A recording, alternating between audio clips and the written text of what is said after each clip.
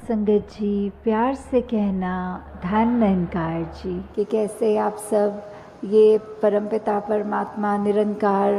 ये घट घट पे जो बसा है, अभी शब्द भी जैसे आया कि हर एक में हमने क्या देखना है कि ये निरंकार की जो अंश है, ये आत्मा हमारे अंदर है और हमारे जीवन का लक्ष्य है अपनी आत्मा को परमात्मा से मिलाने का। तो जहाँ कि हर एक को जब हम हर एक के अंदर वो नूर देखेंगे, ये निरंकार का ही अंश देखेंगे, तो फिर ही प्यार होगा। नहीं तो वो पॉसिबल नहीं हो पाता कि अगर हम जैसे यहाँ बैठे हैं, किसी का नाम तक भी नहीं जानते, या कोई और अभी कोई दूसरे देश में कोई बैठा होगा जिसको कभी ना मिले हैं ना मिलेंगे, तो कैसे पूरी सृष्टि से ही हम उस तरह प्यार कर सकें।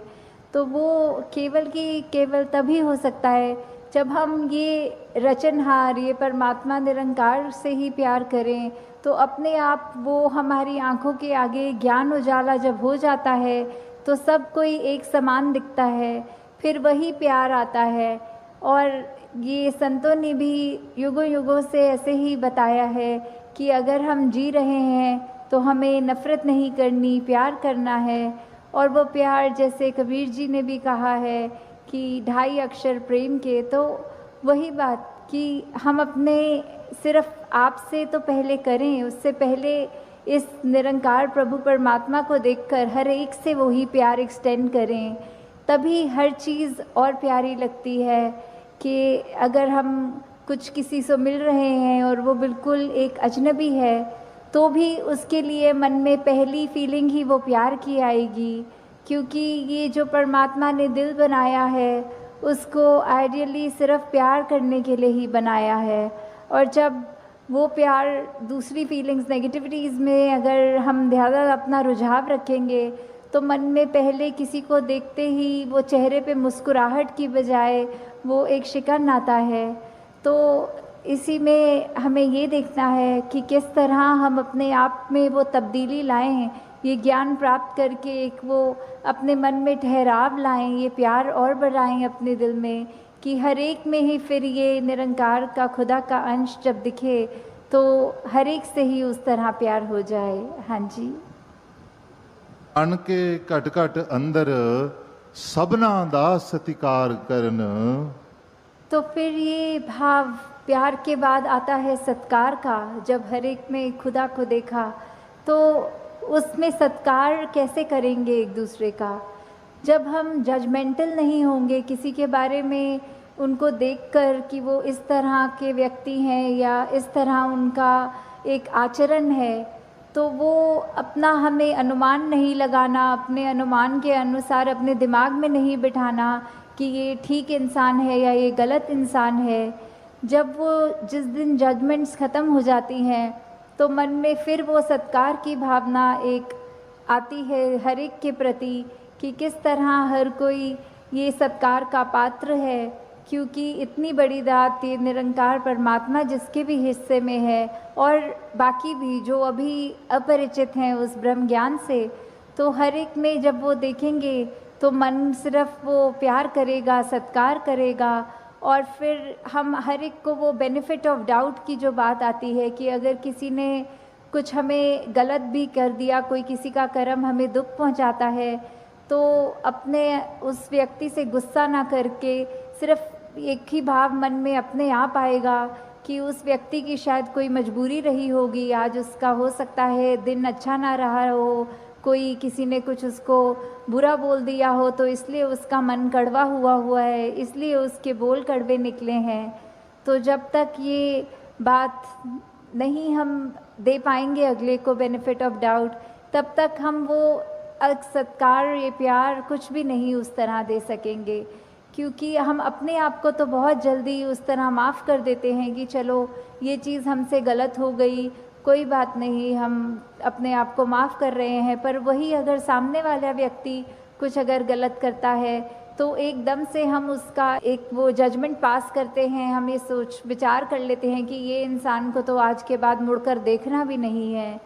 तो हमें इस तरह अपने जीवन में सुधार करना है कि किसी ने अगर कुछ गलत कर भी दिया तो उसके लिए भी मन से यही अरदास करनी है कि दातार कृपा करके ये जो भी कमियां हैं हमारे अंदर, दूसरों के अंदर, वो दूर होती जाएं और ऐसे ही प्यार और सत्कार जग में बढ़ता चला जाए। हाँ जी। गुण गावण नित ऐसे एक दे, ऐसे दा दीदार करन। तो ये जो दीदार की बात होती है, किसका गुण गाना है, किसके दीदार करने हैं, तो वो ये परमपिता परमात्मा निरंकार, ये जो एक ऐसी सत्ता है जो शुरू से है, वो हमेशा से कायम दायम रहने वाली, कि कैसे हम जब तक वो एक निरंकार जो इस तरह से देखा जाए, अगर एक व्यक्ति दूसरे को देख रहा है तो उनकी आंखों के बीच में भी वो है, वो अपनी पलकों से भी नज़दीक है, जैसे बोलते हैं शारक से भी नज़दीक। तो इतना करीब होने के बाद जब वो अपनी आंखों से नहीं खुद देखा जाता, वो संतों का संग करने के बाद ही ये दात प्राप्त होती है, जो अपने लिए तो सुखदायी होती भी है और हमारे जीवन में वो ऐसा एक हमारा पल पल बना देती है कि हर पल में सिर्फ ये निरंकार प्रभु परमात्मा का शुक्रिया निकलता है हर समय, और वो भाव कि इसी के ही हमेशा गुणगान करने हैं। फिर बाकी चीज़ें लगता है कि हैं, सबकी इम्पोर्टेंस अपनी है, पर निरंकार से ज़्यादा इम्पोर्टेंट कुछ नहीं, इस परमात्मा से ज़्यादा ज़रूरी कुछ नहीं। हाँ जी। ਇਸੇ ਇੱਕ ਦੇ ਨਾਲ ਜੋੜ ਕੇ बेड़ा जग दा पार करन। तो ये बेड़ा जग का, इससे क्या मतलब हो रहा है? इससे सिर्फ यही बात कि हम जब जीवन काल की यात्रा अपनी जी रहे हैं तो उसमें हमें क्या एक ऐसा जो बोलते हैं कि एक परमानेंट चीज़ क्या है, कि जो सबसे मजबूत चीज़ जिसने वो स्थिर है, उसने कभी हमारे उतार चढ़ाव के साथ उतरना चढ़ना नहीं है।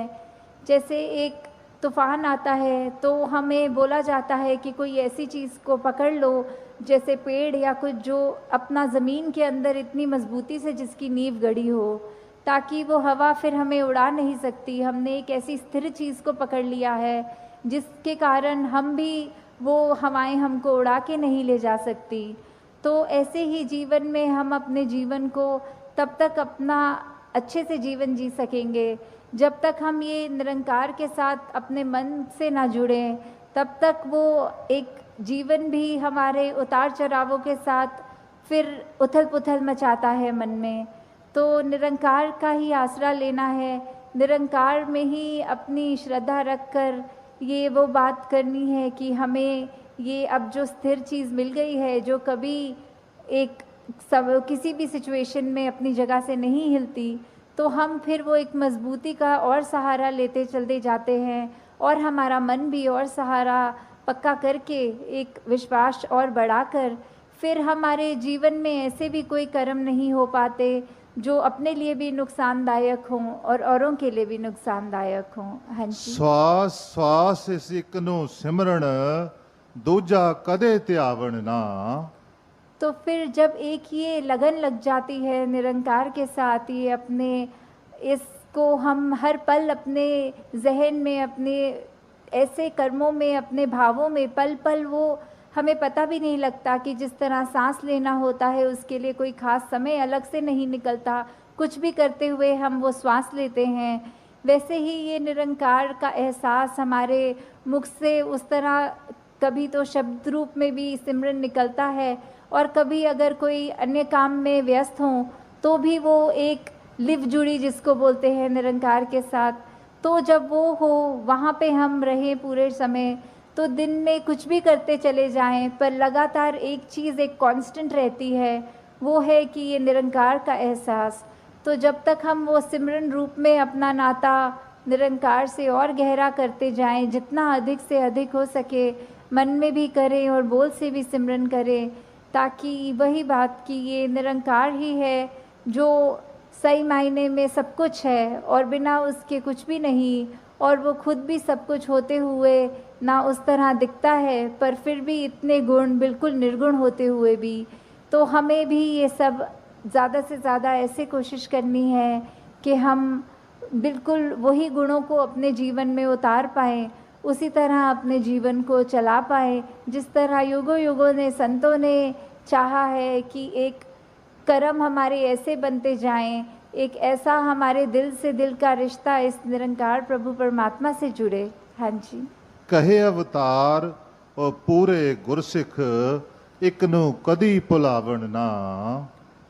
तो फिर ये जो एका है, ये निरंकार की तरफ इशारा करते हुए कि जो भी पूर्ण गुरसिख होंगे, जिनको ये ब्रह्म ज्ञान की दात प्राप्त हो गई और उसके बाद वो अपने अहंकार को तज के ये उस तरह एक